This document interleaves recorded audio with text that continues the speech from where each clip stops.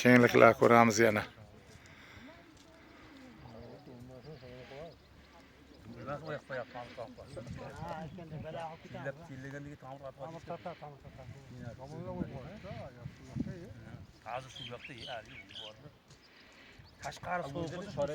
Oy yigitlar.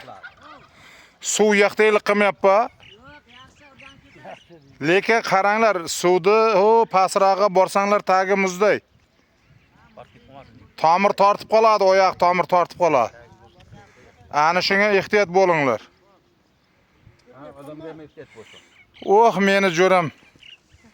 Voy be, ana. Ha.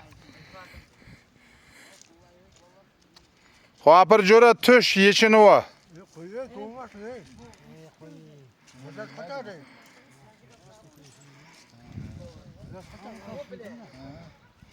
Suv muzday emasmi?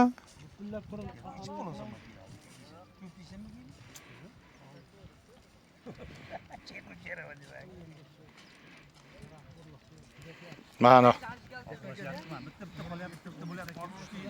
Hopir jo'ram suvga bordi. O, ana ro'molchasini yuvyapti. Yigitlar shashlik qilyapti. Malades mayovkada mana shunday. Bolalar.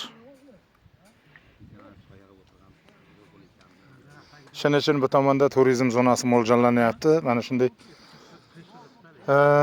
xalqqa xizmat qiluvchi, har xil xalqqa xizmat ko'rsatuvchi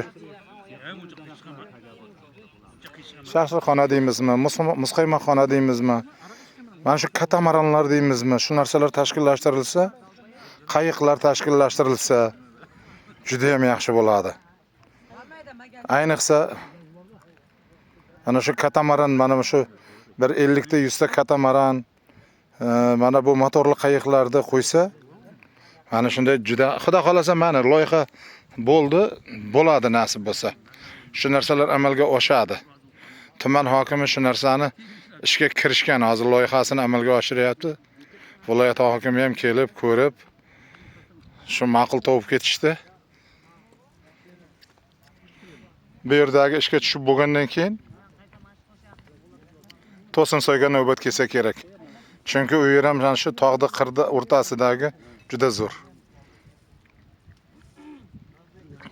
Mana bolalar mazza qilyapti.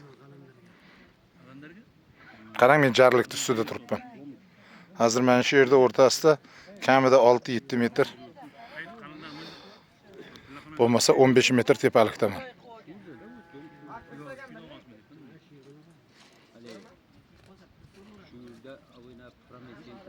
Sog' bo'lasizlar.